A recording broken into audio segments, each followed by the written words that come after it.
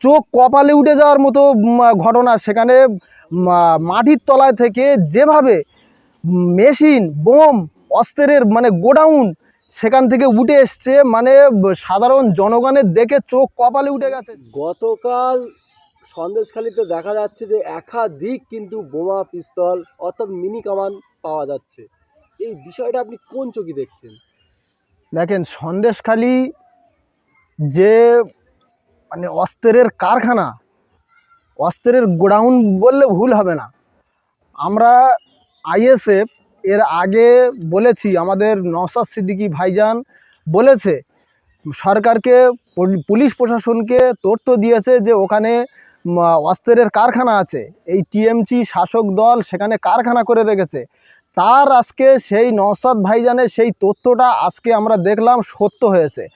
আমরা দেখেছি যা পশ্চিমবাংলা আমাদের চোখ কপালে উঠে যাওয়ার মতো ঘটনা। সেখানে মাটির তলায় থেকে যেভাবে মেশিন বোম অস্ত্রের গোডাউন সেখান থেকে উঠে এসছে, সাধারণ জনগণের দেখে চোখ কপালে উঠে গেছে। সেখানে রোবট নিয়ে সার্চ করতে হয়েছে।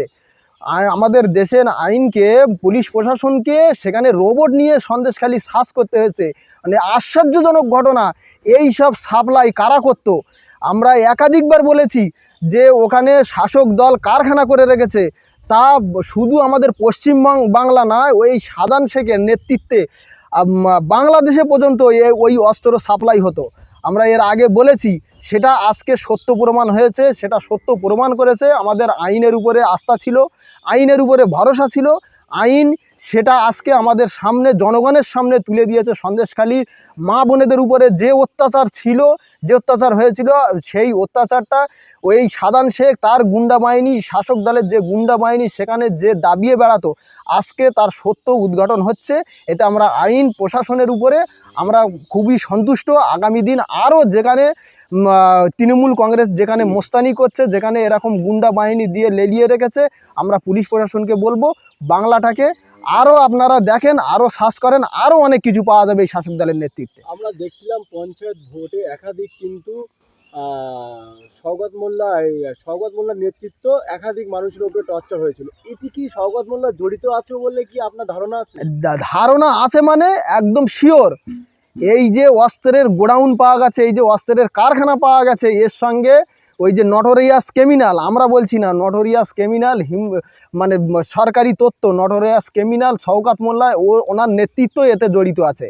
ওনাদের নেতৃত্ব এই শাহজাহান শেখেরা, এই শিবু হাজরারা, ওখানে যারা মোস্তানি করতো, যারা গুন্ডামি করতো, তারা কাদের নেতৃত্বে চলতো? এইসব শওকত মোল্লা, আরও যারা ওখানকার এমএলএ আছে, এইসব মমতা ব্যানার্জি, অভিষেকের নেতৃত্বে এইসব বড় বড় মাথা, যদি ওদের মাথার উপরে যদি হাত না থাকতো, এতগুলো ক্রাইম, ওখানে যে অস্ত্রের গোডাউন, এই অস্ত্রের গোডাউন পাওয়া যেত না। এতে শওকত মোল্লার আলবাত এখানে এই যে গোডাউনে হাত আছে।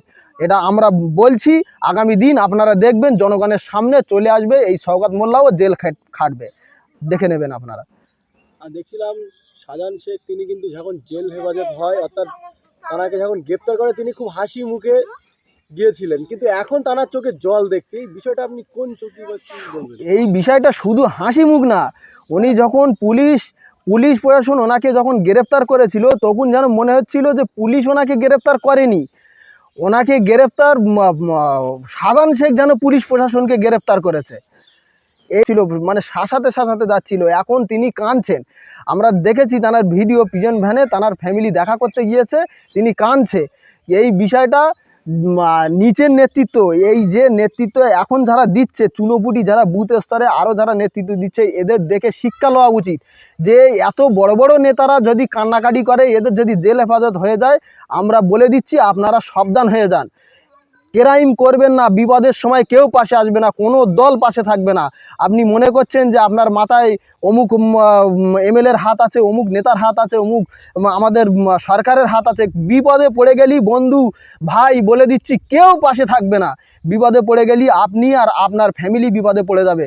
তাই বলছি, সন্ত্রাসী বন্ধ করেন, আসেন বাংলাটাকে আমরা সবাই মিলে ন্যায় সত্য সমাজ গড়ার জন্য সবাই মিলে কাঁধে কাঁধ মিলিয়ে একসাথে লড়াই করি, সমাজ পরিবর্তন লড়াই। এই গুন্ডামি মোস্তানি করবেন না। যেটা আপনারা দেখছেন অনুব্রতর কী হাল হয়েছে, পার্থর কী হাল হয়েছে, তারপরে এই সাজান শেখ নাকি বাঘ ছিল, সন্দেশখালীর নাকি বাঘ ছিল, এখন বাঘ ছুঁচো হয়ে গেছে, ছুঁচো হয়ে এখন জেলের মধ্যে কান্নাকাটি করছে, তানার ফ্যামিলি ছাড়া আর কেউ পাশে নেই, দল পাশে নেই। এসব দেখে আপনারা শিক্ষা নেন, আগামী দিন আপনাদের অবস্থাও এরকম এই সরকার করে দেবে।